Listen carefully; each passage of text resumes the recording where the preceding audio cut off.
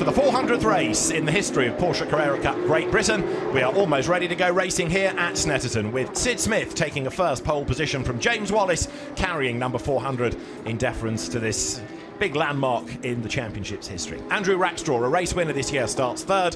Will Martin, the other race winner this year, starts fourth ahead of the reigning champion George Gamble and the championship leader Angus Whiteside.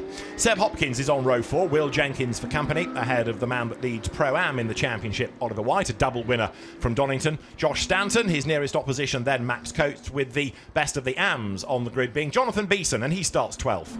Oliver Jackson is next with Carl Cavers for company, and he is the man that leads the AM Championship. Henry Dawes had a dismal Donington with a retirement and a non-start. He wants to finish a race. He outqualified William Paul for 15th. So Snetterton 300 is our venue for round 3 of Carrera Cup GB for 2025.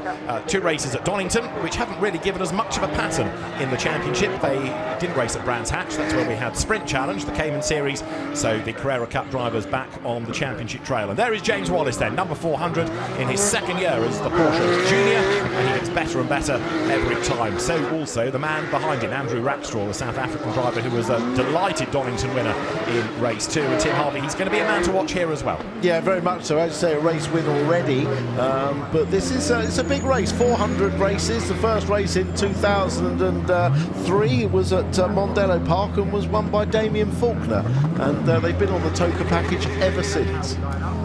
And there's Sid Smith, who makes sure he's not too close to the start line so he doesn't get done for being out of position at the start, just slightly back from where he ideally wants to be. 52 there you're looking at. That is the championship leader, Angus Whiteside. Yeah, 399 races done, I've got to say it. 36 of them, more than anybody else, won by Tim Harvey. Let's see who wins round 3 of Carrera Cup GB for 2025. The grid is formed, the lights in a moment will go red. This slightly uphill pit straight then. The drivers ready for a launch as the lights will go out any second to get 14 laps of action underway with a good start by James Wallace. Not a great start by Angus Whiteside, bit of wheel spin and he bogs down, and Wallace, who's not had a win in Carrera Cup GB, outdrags Sid Smith on the way to turn 1. Nice start. Smith goes second. Up the inside for third is Rackstraw. George Gamble is in 4th place then as the cars accelerate up towards turn 2, the Wilson hairpin. But Angus Whiteside really did not get off the line very well. Not at all, in contrast to James Wallace, who got the launch absolutely right. And it's a long run to riches, the first corner, so he was able to get all the way round Sid Smith. And he's actually scored it away, hasn't he? He's already got a little bit of a gap over Sid Smith.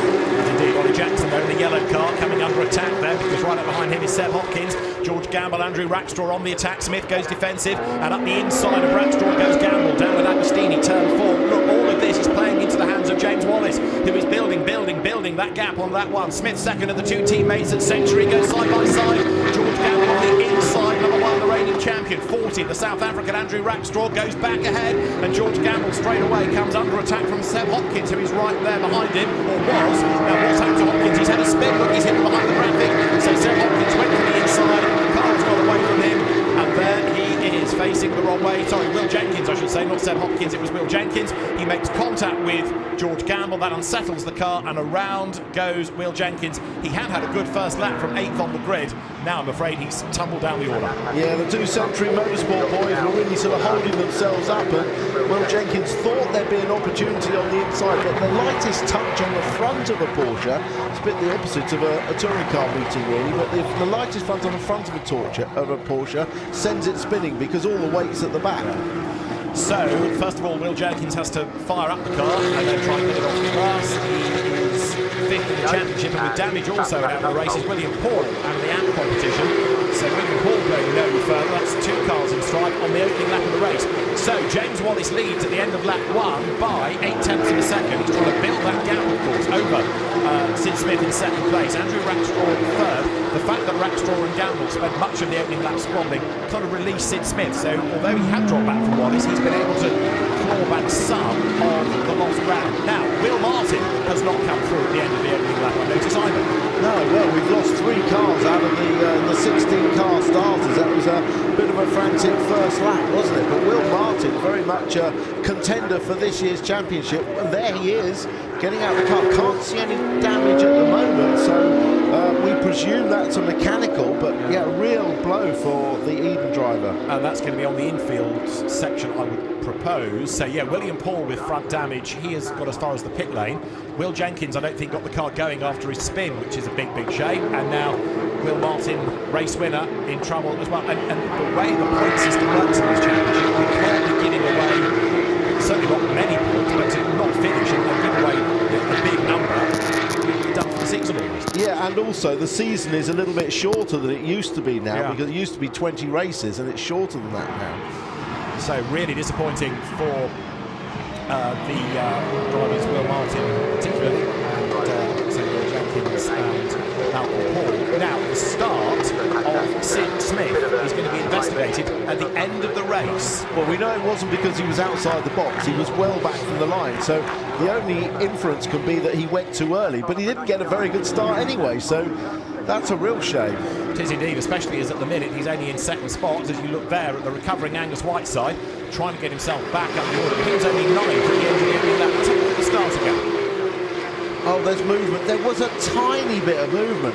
I mean, that really was infinitesimal. If he'd been further back on the grid, I don't think anyone would have even noticed. It certainly didn't help him, but the regulations say the car must be stationary, so I guess that constitutes movement. Now look at 3rd and 4th, because they are now putting their squabble of lap 1 to one side and perhaps getting a little bit nearer to Smith in second spot. Poleman running in second place, Sid Smith in the green and white livery. There's Andrew Rackstraw then, winner of race 2 at Donington. George Gamble, the reigning champion, sitting in 4th place, and Josh Stanton going really well in 5th place. Angus Whiteside is doing a really tough job here getting up through the traffic. Look, 18 ahead of him. That is Seb Hopkins. Behind him is 71 Max Coates in the blue and yellow livery. But Whiteside really wants to be in that leading gang, having to squabble his way here up into 8th place, which he does with a nice move. But that bad start has really done for him. As now, look, you've got the cars of Hopkins and Coates overlapping. Hopkins has got the inside line for one right-hander, and for the Nats, he should get the pace back. He should, but it'll be slow onto the Bentley straight at the back, and it may give Max Coates an opportunity to come back at him. But yeah, Whiteside fighting his way through. A good overtaker is Angus Whiteside. He goes for the gaps. There is Ollie Jackson with a lock-up, Oliver White behind him. The rest of the pack dive down. Max Coates, look, has another go getting past Hopkins. Outside line for the first part of the Essex, puts him ahead. Hopkins tries to fight back. The inside can't do it there, so they run nose to tail towards bomb hole, and a nice move executed by Max Coates. Yeah, that was the penalty, wasn't it, of being slow onto the back straight, that we thought Max Coates took advantage of that. Ollie White is pressuring Ollie Jackson. He might have a little look there, but gets a good exit onto the centre straight on the start-finish line. And that's for second place in Pro-Am. Pro-Am is being led by 59, the purple car there. That's Josh Stanton, who was a dominant AM champion a couple of years ago. The battle is on for second in the class right now. Former touring car race winner Ollie Jackson, touring car race winner here. Look for the lead, nose to tail. Sid Smith has chipped away and got himself onto terms with James Wallace. Well, Sid will be annoyed about his start. Not that he probably knows his actual destination, but for losing the place to James Wallace. So he'll be pretty fired up to try and get past. It'd be a shame if he actually managed to win it on the road and then lose it because of that start, actually. But the fight is on, certainly, for the win on the road. And between two drivers who have never had an outright win. So James Wallace, who came out of mini stocks on the ovals with London Tandem this weekend, overseeing the JTR operation. James had a spell in British GT. This is second year in Carrera Cup GB. He gets better at every race outing, and right now he's going to have to use all of that rapidly racecraft to keep at bay the green and white car of Sid Smith. Andrew Rackstraw, for the moment, he's not able to stay with him. No, it's interesting because I thought the 2 Century Motorsport cars would quickly close on this, but if the first two start scrapping a little bit, then that'll bring them back into play. And a really fine effort by Josh Stanton. He's running in an excellent lead position for Pro-Am, 5th overall, but staying well in touch with the Pro cars just in front of him. There he is going through the bomb hole. So Jackson just ahead here of Oliver White. In the meantime, this is for your outright race lead. So there, the pink car, James Wallace, with the number 400, illustrating this 400th race in the history of the Carrera Cup GB. Hasn't changed to 401 run, by the way, for race 2. It stays as this all day. Sid Smith, though, with a good exit from turn 12. Looking now, he might be close enough to think about a move. He does. He goes to the inside, although that's not a serious bid, so he's got to slot back in behind now as they turn through the right-hander. Of course, the Carrera Cup cars haven't been here for a couple of years. They've not been on the TOCA race programme. It's been the Sprint Challenge that's been here. So it'll be news to a lot of the drivers here racing at the Carrera Cup for the first time here. So James Wallace then makes that run now down through turn 3. Sid Smith close, but not near enough to really make a move. He's a little bit wide up the curve on the exit of the corner there. The one to watch potentially is Rackstraw to see what he can do. But then George Gamble, 4th, has now done the fastest lap of the race. So keep an eye on all 4 of them in real terms, as now they power their way again up towards the infield of Snetterton. Turn 5 and 6 go left here, then you've got 2 right-handers in quick succession. So can Rackstraw do anything about those ahead? Well, the answer seemingly is yes. He's quicker than anybody in the first sector. Bit of a brush there. White side up the inside of Oliver White. They survive it. No place change. Yeah, Oliver White is, Angus Whiteside quickly caught up to that battle, the Pro-Am second place battle, and is eager to get past and through onto the back of the other pros. Race leaders down Bentley Straight then. You can see the gap that's opened up between 4th and 5th, but there the 5th place man, Josh Stanton, isn't really thinking about those ahead. He wants to win the Pro-Am class, and he's in the lead, and he's maintaining that gap over Ollie Jackson, 6th, Oliver White, 7th, and still 8th and not making progress. Surprisingly, is Angus Whiteside. Now that is Henry Dawes. He's the driver at the back of the pack. He just wants to finish after a really dismal Donington. Lots of damage done in the opening events. As this is James Wallace. A little bit more daylight between him and the opposition as he comes up now. So the end of lap number 5. It is a 14-lap or 30-minute race, depending on who's done first. Leading quartet goes by. Wallace to Smith, 7/10 of a second, and James Wallace has just done the fastest lap of the race, Tim. Yeah, well, the tyres are nicely in now. It takes a few laps to get the tyres up to optimum temperature, but they're absolutely in their perfect window. I did think the front 4 were all closing up just a bit between them, with Gamble having set that fastest lap on the last lap, but the times are so close between them, literally hundreds and thousands, so they're all very evenly matched at this point. George Gamble 4th, just possibly dropping off the back of Rackstraw a touch now. Of course, 14 laps around here. It is a long race because it's nearly a 3-mile lap. So managing the tyres, making sure you've got life at the very end is very important. Absolutely, you have to manage the tyres. It's all about the starting pressures from Michelin. It's a controlled tyre, so they're all on the same tyre, but Michelin defined the minimum starting pressures, so they can't run any lower than that, but it does mean it takes a little bit of time for the tyres just to reach their peak optimum window, and then it's a case of not overdriving them and to have the good tyre at the end. It's a strange day, because although it can be quite warm, there's also a lot of cloud around. So one moment the bright sunshine is out, so you feel very hot, and then it clouds over and it's quite blustery, so it suddenly becomes very chilly. And that blustery wind can have an effect on cars as well. Yeah, the wind will affect the cars. It's a headwind as they come up the start-finish straight, but it's a nice tailwind as they go down the Bentley straight towards Brundle and Nelson. Race leaders come through Coram Curve. James Wallace on this lap, looking further away. I say on this lap, really on this corner, because it is such a long lap. Gaps are rather elasticated, aren't they? One part of the racetrack gap looks closer, and other parts are stretched out a bit, given that it is such a long lap. That is Josh Stanton. He's still leading in Pro-Am. Not a massive margin, but a margin nonetheless. Wallace, Smith, Rackstraw, 1.3 seconds cover the top 3. And on that lap, Andrew Rackstraw doing a 1:51.170, fractionally faster than the 2 ahead of him.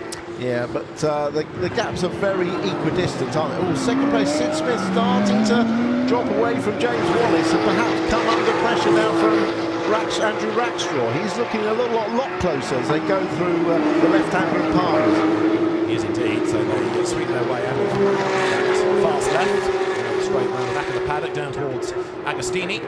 And it's going to be fascinating as well at the end of this, where they need to finally determine the race order, but also just to see what this is going to do to the championship, with Will Martin, race winner from the opening race, not scoring in the first one here. And of course he's going to have a very good position on the second reversal of the grid, of the results for the grid for race 2, so he's got some hard work to do later on in the day. Looking at Sid Smith, who was 8/10 of a second back at the start of the lap, to 9/10 of a second back, as he got to 10th within the first sector, but still, even though on this lap, look, he's dropped away from Wallace, Rackstraw not close enough to make that move. No, even though Rackstraw was a couple of tenths quicker on the last lap than Sid Smith, but that can just be down to a little mistake in one corner, and you can easily pull that back on the next lap if you keep your composure. And it looks like Sid Smith has. We just saw Angus Whiteside, championship leader there, still not able to get past Ollie White or indeed Ollie Jackson. Yeah, Ollie Jackson, who is in his second coming in a sense in the Carrera Cup, because he raced in it before he went to touring cars, has now come back into Carrera Cup. This is third season, comes down towards turn 12 as you look at Whiteside, graduating from pro to pro. So you back to Ollie White, who was always a real star in club level Formula Ford racing, came into Carrera Cup in the pro class a few years back, really struggled, went away, came back in pro-am. That suited him much better. Yeah, and he's found a great place for his racing, hasn't he? Absolutely. Very, very rapid driver he is too, Oliver White. And sitting on the back of the yellow car of Ollie Jackson. Whiteside up the inside of White, and he makes contact, and around they both go. Oh, that was unfortunate. That was a messy mistake, wasn't it? I mean, Angus goes for the inside, makes it very clear early. I think he thinks that Ollie White will let him through, but once he realised Ollie's closing the door, as he's every right to do, he then locks up in panic. And collects him. That was unfortunate for both of them. And frustratingly for both, it was two drivers from different classes. Yeah. So Oliver White tapped into that spin by somebody he's not really racing against in terms of points. So we saw Angus Whiteside trying to rejoin. Really messy race for him, isn't it? So the championship leader, a bad race. Will Martin as a race winner from Donington having a bad race. Andrew Rackstraw as a race winner from Donington. He's now close enough, I think, to make a move against Sid Smith's green collar. He's almost hidden, he's got the lights flashing, he dives to the inside. This is game on now, this is a proper fight for second place, and Sid Smith into the second half of the race is under attack. He's under attack from both the Century Motorsport cars. Now this is excellent news for James Wallace, isn't it? He's going to streak away at the front, the gap's going to be lovely. He's going to look in his mirrors and think, you just fight it out, boys, this suits me absolutely fine. I don't want any pressure as I try to win my first ever Carrera Cup race. Here they come down to turn 12. This is all playing into the hands of James Whiteside, driving off into the distance. Look at the way that margin is really stretched over the last half of the lap. It's being a bit dark and gloomy, isn't it, as they come up towards the timing line. But Rackstraw now showing good pace, almost as though that's been a car set up for the second half, because it's come alive all of a sudden. He goes to the outside line. Sid Smith makes sure he can't find a way around the outside of the green and white car there. So Smith will defend the inside very early, coming up towards the Wilson hairpin. Rackstraw in third place, looking for a gap, and he is stuck. And what's happened? He's been caught by George Gamble. So now he's trying to attack and defend at the same time. And James Wallace up front says, see you later. He's driving away, building that gap all the time. Lap 9 now. Yeah, lap 9 and they're away, aren't they? And it's real pressure. I mean, I think George Gamble's been very sensible here, just letting these two fight it out. Look down the inside, and a lock-up from Sid Smith, and they both go through now. Oh, no! Oh, George Gamble loses it. That was that same little touch on the front that spins the car. No weight really on the front of the car. He was just looking to take advantage. Great move now. Rackstraw goes up the inside. Sid Smith locks up, opens the gap up. George Gamble goes to go through, makes the slightest contact and loses it. Yeah, I was frowning to see, did he make contact, or did he just give it too much welly? Because if it was contact, as you say, it was very, very slight, but just enough to unsettle George Gamble. Yeah. Here's another angle of it. Here's a better angle of it from the inside. Yeah, you could be right, David. He could have lost it on his own. I bow to your superior knowledge of Porsche Carrera Cup racing. Almost as though he thought there's a gap, went for it, and lost the back of the car. So big frustration. The net result, come what may, George Gamble has rejoined, but in terms of gaining the pace, he's lost more. Jonathan Beeson, in the meantime, is under attack from Carl Cavers. Now this is for the AM lead, and behind both of them is Angus Whiteside, who's yo-yo racing, going up and down, but he's back down to 11th. You can see the front of the car, well mangled on the left front corner after the attack on Oliver White, who was also carried on in last place. Yeah, amazing that he hasn't blown one of his radiators at the front there with that much damage. He's about to possibly lose the splitter, the green splitter at the bottom, but Yeah, it's a good job he doesn't have to take part in a touring car style ride height check at the end, isn't it? Yeah, it wouldn't pass on that side, would it? So no. Right now he's trying to get past this battle. Carl Cavers doesn't want to let him by because then he's got no chance of attacking Jonathan Beeson's blue-nosed car for the class lead. Carl Cavers was the driver in form at Donington double winner there. Comes up towards Wilson now. Wallace, in the meantime, is now 3.5 seconds up the road. So that battle between Rackstraw, Smith and Gamble has really helped him. But I wonder what Rackstraw can do. The starting point for the lead, 3.496 seconds. There, Angus Whiteside, number 52, on the back of the traffic in the Century Motorsport car. Carl Cavers really would be advised to let him go. He doesn't want to fall victim to what Oliver White did. No, exactly, and it'd be great for Jonathan Beeson, who had 2 second places at Donington. It'd be great for him to get his first class win here, so he'll be quite happy to see Carl Cavers and Angus Whiteside fighting it out behind him. And equally, Ollie Jackson, now not having to think about Oliver White, can go off in pursuit of Josh Stanton for the class lead in Pro-Am. So Angus Whiteside has quite an important part to play in this race, really. Race leaders work their way onto Bentley Straight. This is lap 10 out of 14, 11 minutes 40 seconds on the clock. I think we're going to be good in 4 laps. James Wallace then, looking for a maiden win, and with the fastest lap as well. It's been a long time coming. He's not there yet, but it's been a good drive. It's been an excellent drive, a really controlled drive, and that start was really what helped him, wasn't it? That was what got him that clear road ahead and being able to control the race.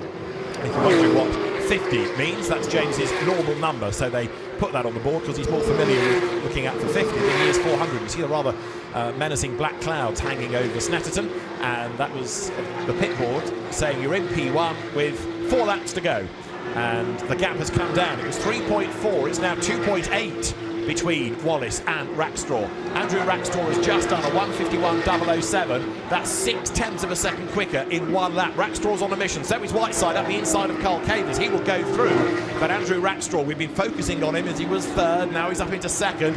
And the focus is even more intense as he's going after the leader. And that last lap of Rackstraw's was the fastest lap of the race. Yeah. Which, to do that at this stage of the race, shows that he is really fired up and got a great car underneath him. We were talking about Carl's setup maybe for the second half of the race, or looking after tyres, but it did seem to come alive as we'd seen him attack Sid Smith up towards the timing line.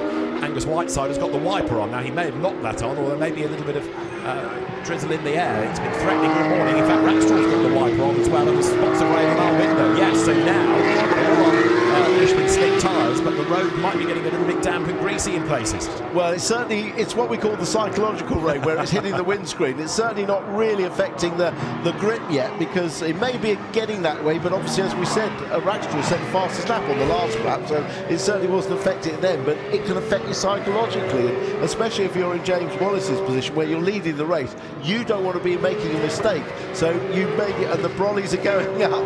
Oh, this is not what James Wallace wants with 3 laps to go at the end of this. Psychological for the spectators as well.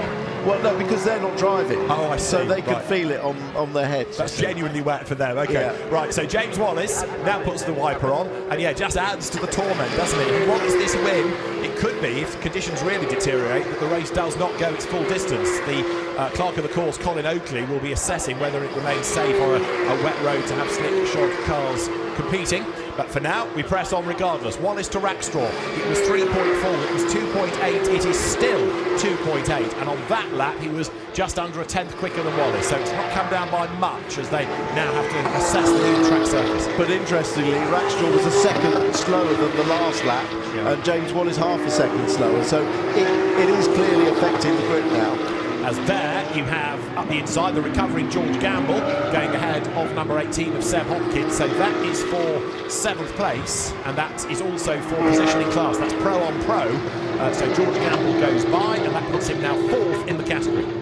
Yeah, and you score points not based on your finishing position overall, but based on your finishing position in your class. So even though there may be Pro-Am cars in front, you will still score points for the Pro class depending on the order.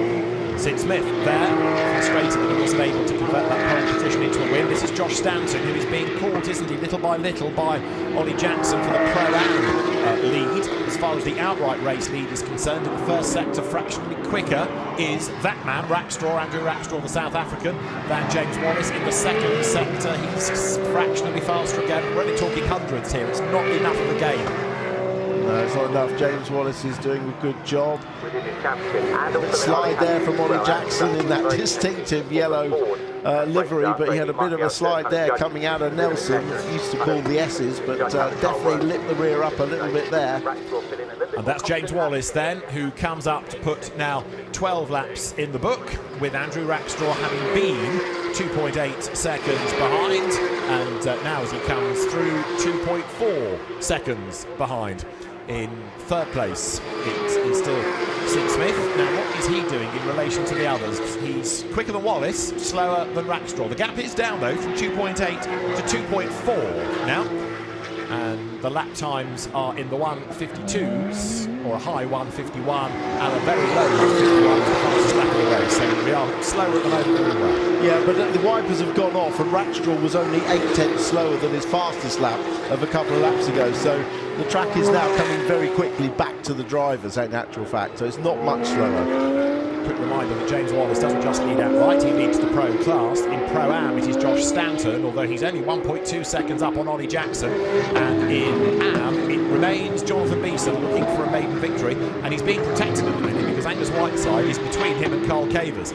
So Carl Cavers can't attack because Whiteside's in the way. Jonathan Beeson is keeping him behind, and therefore he's being protected very nicely indeed. Yeah, well driven, Jonathan Beeson.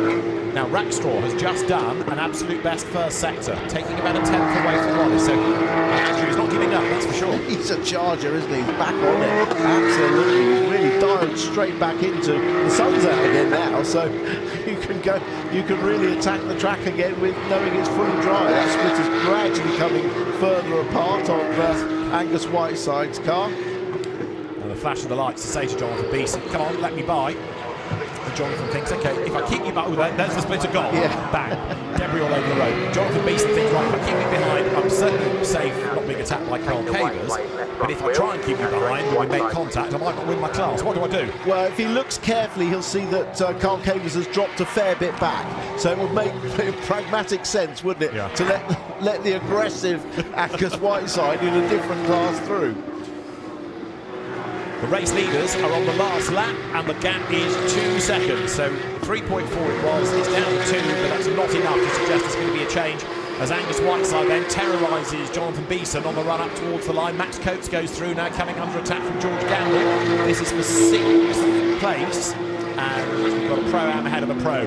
But James Wallace is the race leader. He's heading down towards Agostini at turn 4. Andrew Rackstraw is still chasing. He did another fastest lap of the race last time, Andrew Rackstraw, a 1:50.748. In the first sector of this lap, they are pretty evenly matched. It looks as though James Wallace is finally going to score that maiden win, an overdue win. Yeah, an overdue win, and highly appropriate in this 400th Carrera Cup race for the Porsche Junior to get it. Of course, it's his second year as a Porsche Junior. They'll be looking for a new Porsche Junior at the end of this year for the next 2 years. But congratulations to James Wallace. He's really delivered for Porsche, who've backed him so well these last couple of years. Please avoid that splitter. Too late when he saw it. Don't want to get a puncture on this last lap, do you? The slippery surface flag is there in the background, which is for any liquid or debris on the racetrack. So drivers are warned about it. They've also been coordinated as the clerk of the course with notified drivers on the receiver system. As this is James Wallace then, making that run down towards turn 12, the final corner on the lap. As we say, it's been a long time coming for a man that came from mini stocks on the ovals to Fiesta Juniors to GT racing, Carrera Cup. Only last year did he come into Porsches, and now he is a race winner. The 400th Carrera Cup GB race won by James Wallace here at Snetterton. Andrew Rackstraw, after a great chase, takes second. Sid Smith from pole finishes in third. And fourth will go the way of Josh Stanton, who is going to score honours in Pro-Am after a really good drive ahead of Ollie Jackson. And it should be Max Coates to come through for 6th position, with George Gamble having been battling with him. They finish, in fact, nose to tail. They've just got over the line. The margin between them in Max Coates' favour, a 10th of a second. But James Wallace, a great drive. Angus Whiteside goes through, didn't get past Jonathan Beeson, so 10th. Scrappy race for Angus, and that's one that he will try to forget about and move on. Carl Cavers then, bested here by Jonathan Beeson. But this is the man of the moment, James Wallace. A really, really impressive drive that he's been learning his craft in Porsches, and now he's come of age. Just as the rain really starts to come down, he'll be pleased to have seen that checkered flag, and the relief is over. Oh, he's styling it out for us on the slowing down lap. The team absolutely delighted. Yeah, JTR is the team that runs the car for James Wallace, and the parallel is there with Nick Tandy, because it was the ORC, Oval Racing Council mini-stocks, from which both started and moved through the ranks. So James Wallace, race winner, the driver from Herefordshire, raced in the Middle East Carrera Cup Championship as well at the start of last year for a bit of experience, but a really, really impressive driver. A job very well done by James Wallace, with the other class winners being Josh Stanton and then Jonathan Beeson. So some nice variety, but all of a sudden Snetterton looked rather different, doesn't it? Wet and wild down the Bentley Straight, and there'll be big sighs of relief all round that we got through before the rain really set in. James Wallace wins round 3 of Carrera Cup GB at Snetterton. Andrew Rackstraw second, and third, Sid Smith from pole position. Josh Stanton winning Pro-Am in 4th ahead of Oliver Jackson, and Max Coates with George Gamble 7th after a spin, Seb Hopkins 8th, and a really good 9th to win the Am category, Jonathan Beeson. 10th with damage. Tough race for Angus Whiteside. 11th going the way of Carl Cavers, with Henry Dawes getting to 12th, Oliver White 13th after being tapped into a spin. But we lost Will Martin, we lost Will Jenkins, and we lost William Paul. So, difficult race for some. A very good race, though, for others. And James Wallace now gets to within 2 points of Andrew Rackstraw in the championship. Andrew Rackstraw leading then with another race to come here this afternoon. Sid Smith third in Pro, Angus Whiteside 4th ahead of George Gamble, and then Will Martin slips to 6th. In the other classes, Oliver White is only 1 ahead of Josh Stanton now in Pro-Am. Oliver Jackson is 3rd. And in the Am competition, it's Jonathan Beeson ahead by 1 point from Carl Cavers. William Paul is doing the chasing in 3rd. Now, the cars wriggling their way through the infield. We've got a 14-lap race ahead of us. Let's look at the grid. Max Coates starts on pole position. Ollie Jackson with him at the front. Josh Stanton and Sid Smith share row 2. Andrew Rackstraw and James Wallace the 3rd row. The reigning champion George Gamble is on row 4 with Seb Hopkins for company. Jonathan Beeson had a first Am win earlier on in the day, and he is on row 5 with Angus Whiteside, who had a rather scrappy first race. Bad start, contact and a bit of damage sustained. He did better than Will Martin, who is a race winner but retired on the opening lap. Carl Cavers is alongside him. Then you've got Henry Dawes and Oliver White, who was turned around by Angus Whiteside. Will Jenkins had a spin on the first lap and never recovered, and William Paul picked up damage on the first lap, so they were retirements both. You were called William, you had a bad first race, I'm afraid to say, so they're all hoping Will Martin, Will Jenkins, William Paul for better fortune in race 2. Max Coates then on pole position. Now, everybody, of course, has the same type of car here, Porsche 911 GT3 Cup, but we've got 3 different classes, Pro, Pro-Am and Am. The drivers can choose which one they would rather be in, and Max Coates has elected to be a Pro-Am driver, as has Ollie Jackson. They're very experienced drivers, but they've elected to go to Pro-Am. So, in theory, you could anticipate the pros like Sid Smith there, Andrew Rackstraw here, or James Wallace, or George Gamble to be hustling their way past. So it's going to be an interesting race, this for sure. Yeah, I mean, there's no difference between the cars in Pro and Pro-Am. There is a difference in the Am class. The Am cars alone are allowed to have ABS fitted to the cars, which is adjustable. They can have it on or actually switch it off. But between Pro and Pro-Am, no difference at all, and really very little difference. We've seen Pro-Am drivers win overall in the past between the drivers in those 2 classes. On the subject of Carrera Cup GB, we haven't yet touched on, I don't think, the fact that the medical car today is being driven by Abby Eaton, who we saw racing in this last year. First female race driver to drive the medical car, and has been enjoying herself and doing a good job by all accounts over the course of the weekend. But round 4 of Porsche Carrera Cup GB is ready to go. The 401st race in the championship's illustrious history. Max Coates there on pole position. The lights go red. We wait for blast off now, and a good start made by Josh Stanton from 3rd on the grid. James Wallace makes a nice start as well, but on the run up towards riches for the first time, Max Coates has the advantage. Josh Stanton's purple car goes second. Ollie Jackson then drops down to third, and James Wallace with contact gets turned around. The race one winner has damage at the very first corner. He's gone bush on the inside. He eventually gets back onto the racetrack, but James Wallace's day has just turned upside down. Well, that's motorsport for you. Hero 1 minute and 0 the next, but I don't think that was any fault of James's. That was just first corner bunching, but Josh Stanton made a rocket-like start to get up behind Max Coates, but the road was blocked by Max, but he was really off the line quickly. Really good start. So also Andrew Rackstraw up in a 4th place. George Gamble has gained ground, and Will Martin's up 3 spots already. So Max Coates leads the way. Josh Stanton has been an AM champion. He's been quick in Pro-Am, but of course never an outright race winner. Max Coates in his first full season in Carrera Cup GB. He's had an occasional guest race, but it's some of the big names further back. Rackstraw, for example, Smith, Gamble, Hopkins, Martin, Whiteside that we're looking at to come forging away through in the pro class. Replay of the stop. Was the contact Wallace on Smith? Yeah, there was just side-to-side contact with Sid Smith and James Wallace, but that was just first corner bunching, everybody going for the same piece of road at the same time.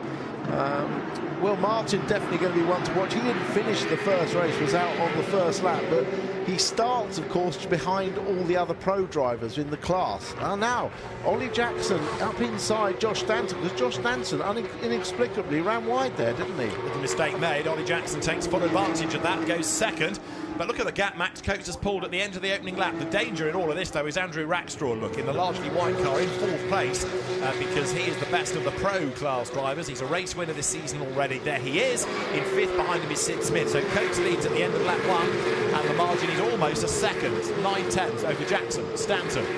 Rackstraw, Smith and Gamble is the order for the top 6. So Max Coates then tries to pull away. James Wallace picking his way through the AMs. And now look, Rackstraw on the back of this Jackson-Stanton battle. Jackson-Stanton sounds like a small village, but as they come out of Wilson, it's Jackson just ahead and Max Coates trying to build the lead all the time. Yeah, Andrew Rackstraw was really rapid at the end of the first race. He was setting really quick laps at the end, so we know that he has great pace later in the race as well. So right now, Max Coates is the race leader. The leading AM, incidentally, Jonathan Beeson, the man that won the class earlier on in the day. So Pro-Am leader Coates leads outright.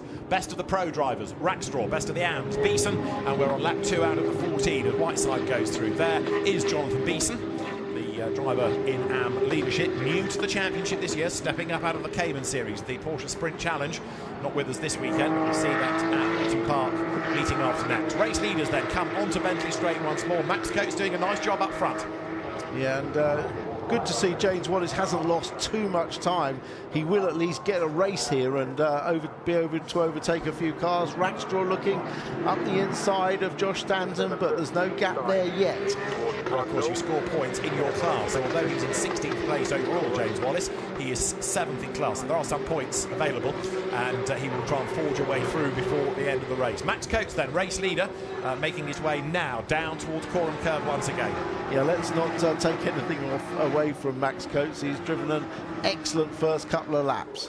To the timing line he comes. So Ollie Jackson second, Josh Stanton trying to make amends for that little mistake, and Andrew Rackstraw has not yet been able to commit to a move, has he? So evenly matched these cars are. Over the line they come. Sid Smith in 5th place, George Gamble 6th, then it's Hopkins, Will Martin 8th, Angus Whiteside 9th.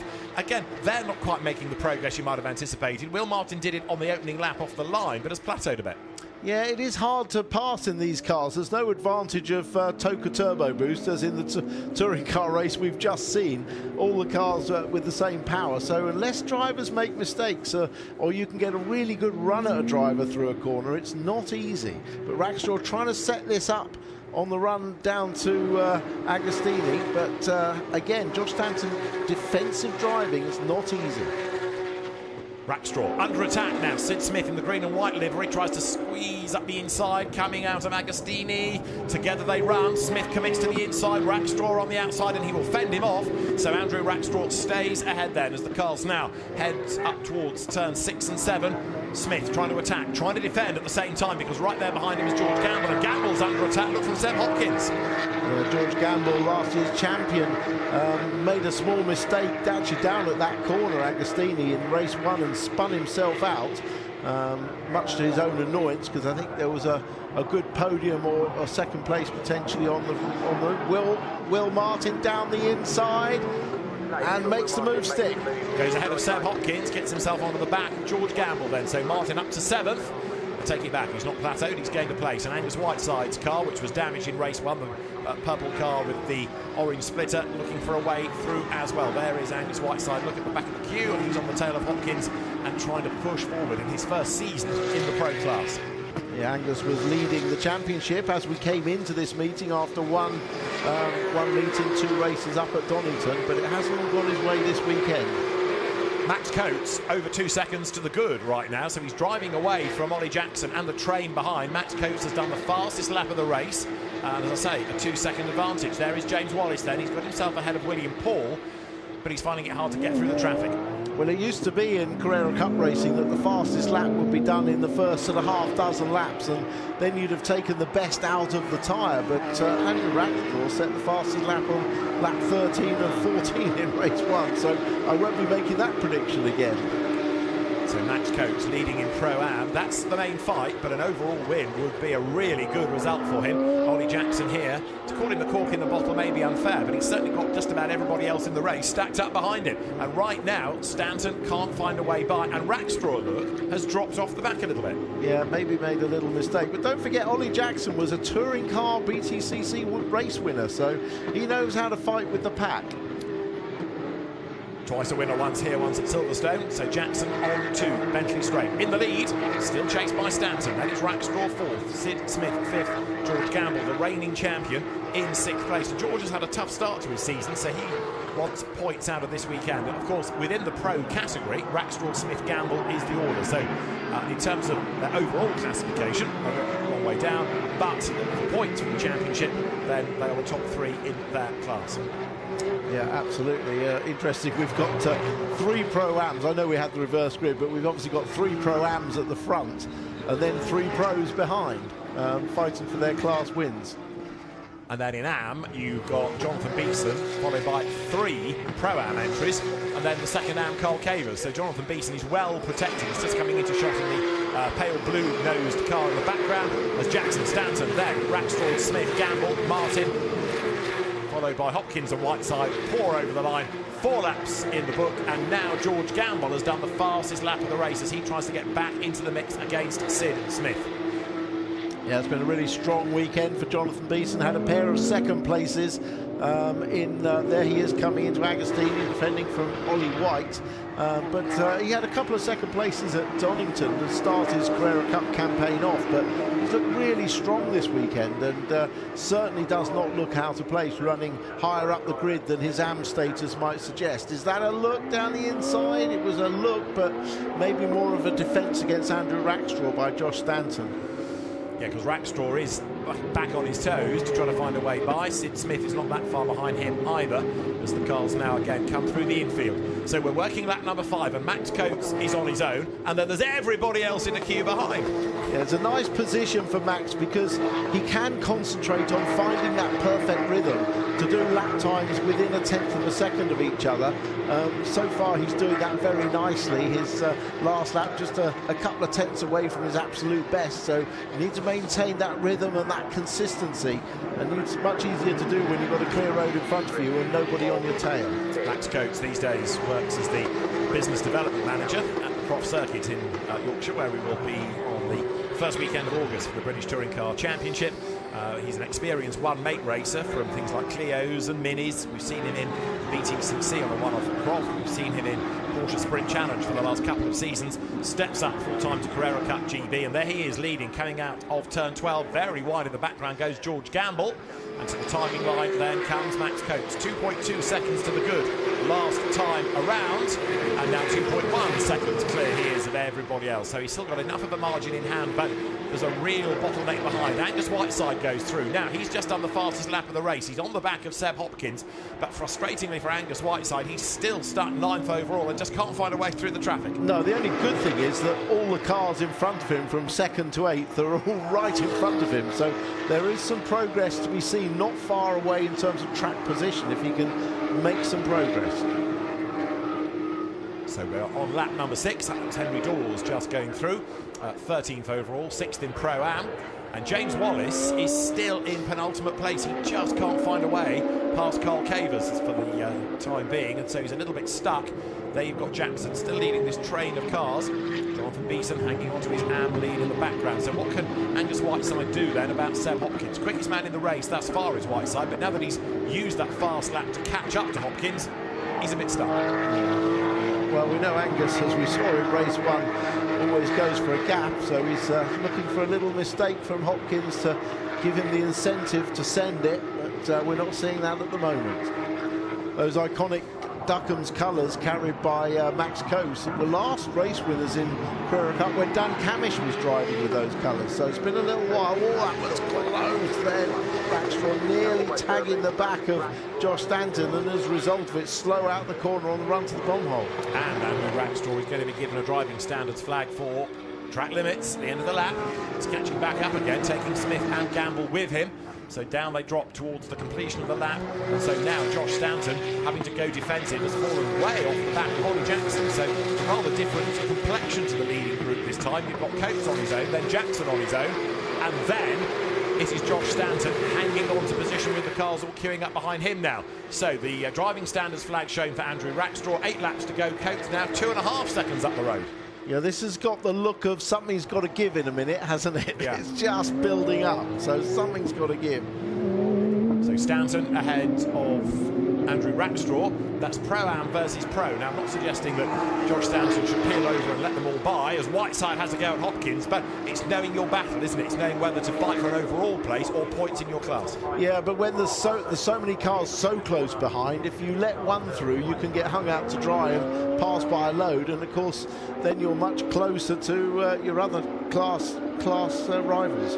As again, Whiteside tries to find a way through, coming out of Agostini up towards turn 5, has a look to the inside, can't do it there, drops back in, and with the cars now on lap number 7, we have Pro-Ams being first, second and third, and heading towards Bentley Straight once again. Josh Stanton there, under pressure from Andrew Rackstraw, who still hasn't been able to really unsettle him. They're going through a little bit further back, number 30, Will Jenkins, recovering after his retirement in the earlier race today. Max Coates, though, doing a really good job up front. Yeah, hats off to Matt. So far, so good, and again, keeping those consistent lap times. Last lap time 1:52.2, still just 2/10 away from his best. Absolutely consistent lapping. And interestingly, the next Ollie Jackson was a 52.6 and Josh Stanton a 52.4. So by far and away, a couple of tenths quicker was Max Coates on that lap, and the gap he's got is now 2.5 seconds. So Max Coates, Ollie Jackson come towards us then. And very wide in the background goes George Gamble. Now, we've seen that before. Drivers have to be careful about track limits here. And there you've got James Wallace on the back of Carl Cavers, who goes wide coming out of bomb hole. And that's exactly what James Wallace needs. Goes charging past and gains a place. Well, that's the easiest way to gain a place, isn't it? And your rival spears off the road. But Carl Cavers driving very well, and he's leading the AM class at the moment. So Max Coates, the outright race leader. Andrew Rackstraw still leading in Pro. He'd like to get past Josh Stanton. He'd like to win the race, of course, but most important of all is keeping Sid Smith at bay, taking the points in class. Yeah, apologies to Jonathan Beeson. Of course, Carl Cavers second in the AM class. But yes, the gap at the front staying the same. I'm not sure how long Josh Stanton can withhold this pressure. It's very, very strong, and Rackstraw keeps getting close and then making a small mistake, dropping back, and then getting close again. Let's see if he can make a concerted attempt as Sid Smith locks up on the way into Oggie's right-hander on the infield of the circuit. Will Martin sitting on the back of George Gamble, looking to try to take 6th place away. And that was Will Jenkins going through onto Bentley Straight as well. Lap 8 then, currently being worked by the drivers. Josh Stanton falling back from Ollie Jackson all the time, having to go defensive against a hard-charging Andrew Rackstraw, who is potentially on target for a class win, if not an outright win. It's not uncommon for Pro-Ams to be able to win outright. Remember, Angus Whiteside did it last year at Brands Hatch as an example. And there is Angus Whiteside going through Coram. That's your AM leader, that's Jonathan Beeson. Jonathan has taken to these cars really effectively. He was, as you say, second in both races at Donington. He looks like he's going to be a double winner here, and he's keeping Pro-Am class drivers behind him. Yeah, it's a very different beast, this, to the Caymans, which of course are mid-engine. Quite a bit different to get your head round the Carrera Cup car. So Jonathan Beeson adapting nicely, as there going defensive is Josh Stanton. Keeps Andrew Rackstraw behind as they work the cars now up towards the hairpin once more. Back onto the power, coming out the other side of the hairpin. And as Rackstraw tries to attack for overall position, he's got to be mindful that Sid Smith is right there behind as well. Sid Smith, who took his first Carrera Cup pole for race 1, did an excellent job there. Brought it home on the podium in 3rd, but he did score his first pole position. So Matt Coates leads the way. I think the last Pro-Am driver to win outright was Abby Eaton at Silver State last year. So as I say, it's not uncommon. And then accelerating up now towards the approach to Bentley Straight. Max Coates building this gap all the time and being able to maintain the advantage in the Graves Motorsport car. This would be a first outright Carrera Cup win for Graves, would it not? Because they've stepped up to Carrera Cup from Sprint Challenge. Yeah, it'd be great to see them. They're still doing Sprint Challenge as well. Got cars entered in that. Obviously not here this weekend, but yes, combining both their Porsche Championships. Down towards the S's they come then. So Max Coates race leader, Angus Whiteside in this really frustrating position. He's done the fastest lap of the race but just can't get through the traffic. James Wallace there goes by, 14th, recovering after that spin. We've not had any notification that the incident that caused the spin is being investigated. It may well be being looked at in race control, but for now Sid Smith charges on second in class. Oh, a splitter gone there from someone further up the field. That will give these cars a fair bit of understeer. When you lose the front splitter, especially around the long fast corners here, you do build a lot of understeer into the car. It may only be a small piece of plastic. Let's see if we can see which car it came off. That was Will Martin, I think. Yeah, I think that was Will Martin, yeah. Yeah, he was ahead of Hopkins in the queue, wasn't he? Yeah. So and there, Rackstraw thinks about the inside against Josh Stanton, but to no avail. Was that a look or a peek?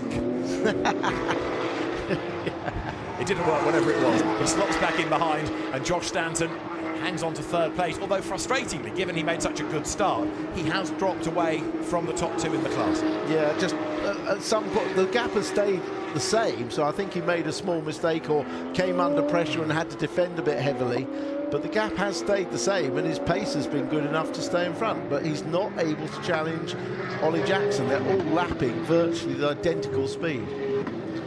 So there is Josh Stanton. Now the driving standards flag is going to George Gamble, and we have seen George running wide coming out of the final corner as an example. Colin Oakley, the clerk of the course, tops them all up, and when it gets to the requisite number, a warning flag is issued. Anything on the other side of that means a penalty. Yeah, there are plenty of sensors and judges of fact around this corner. The corner they just came out of, Williams onto the Bentley Straight, is one of the places that track limits are looked at, as indeed the exit of Nelson, the chicane here, or the S's as we used to call them here, is another place where the track limits. Jonathan Beeson there goes through, and number 44 on the back of Angus Whiteside. He's caught up now because Angus Whiteside has dropped some time, so you've got the leading AM up on the back of a pro who was the championship leader coming into the event as Whiteside got an issue. Strange, it's definitely not Whiteside's normal pace unless he's been off and back on and we didn't see it, but yeah, that's definitely not his normal pace. The splitter is intact this time. I suspect he might have had a lock-up or something, but yeah. So we've got 4 laps to go, and Max Coates is heading for, if he can hang on without error, a maiden Carrera Cup GB win. 2.6 seconds he is clear of Ollie Jackson. Then you've got Josh Stanton in 3rd place. Jonathan Beeson is looking for a 2nd AM win of the season, nay, of the day, ahead of Carl Cavers. And the 3rd of the AMs is William Paul, who had a tough first race. Will Martin in the background in a car that, if it was his splitter that he lost, he's not going to be handling anything like he would require it to. Definitely not. The gap at the front remains at 2.6. It was 2.5 last time I looked, so again, very equal. And the cars come down towards Agostini. That's Sid Smith going just a little bit wide on the exit of the corner, and he's a bit like Rackstraw, been in this frustrating situation, hasn't he? He's got the pace, but never has he been able to really do anything about Andrew, and he's almost now got mesmerised. He's looked at the back of that car for so long that he's just following and taking points. He's not being able to find anything to unsettle Rackstraw and make a move. Yeah, it's very hard. When you run in a train of cars this long, you tend to just all end up metronomically doing the same thing. Yeah. And that is where Sid Smith is at, and George Gamble behind. Will Martin trying to play catch-up then, having got himself up into 7th place from 11th. And now Sid Smith, the driver second in Pro, also being given a driving standards flag. So there you've got Carl Cavers heading into the S's once more. Brundle and Nelson. Carl Cavers, double winner at Donington. Here he's second in class. Carl Cavers, another driver coming into the championship this year, having raced in British GT in the past. In fact, we should be calling him Carl Cavers OBE. He was awarded that in the New Year's Honours List for significant services to the video game industry. And that's the third of the AMs, and that's William Paul. Yeah, unfortunately the car broke down or stopped in race 1, so at least he's got one race, and at least it was a live TV race. So. True enough. Now, more driving standards flags. Angus Whiteside joining Sid Smith on the list. So drivers are going to have to be careful. They've only got 2.5 laps to go, but any more transgressions, and that's going to give penalties, and that's going to change the result. Yeah, and of course, the closer you get to the end of the race, a little bit more desperate do you get in your driving. So Rackstraw hanging on to his class lead, and he'll take the points quite cheerfully for that. Max Coates, though, is having perhaps his best ever drive, because these are big, powerful cars. It's a warm day, it'll be hot inside the car, it's a long lap, lots of different types of corner, and he's not put a wheel out of line. No, excellent drive, and still lapping nice and consistently, and got that gap. It's 2.3 seconds now, but that's a comfortable gap when you're just managing it to the end of the race. You don't want to sort of run over too many curves, potentially get any punctures, or change up too late. Just let the engine pull and not hit the limiter. So he's just doing everything nice and gently. So he's going to lose a couple of tenths on each lap, just looking after the car. It's Andrew Rackstraw having one last push to clear Josh Stanton and get third place overall. It just looked as though there was a little bit more energy in the car coming down Bentley Straight that time. It's not worked for him. He is still there, and Josh Stanton, to be fair to him, is defending really nicely against a Formula Ford champion back home in South Africa, a Formula Ford race winner in this country, as well as Porsche race winner in this country. And Rackstraw swoops through Cora, again looking menacing, but he's not prepared to force the issue, is he? If he can't find an easy gap to go by, just back the points. Yeah, that's the other thing. If you're racing against a car that's not in your class, the risk versus reward is it's not worth it. It's super close now as they come up to Riches.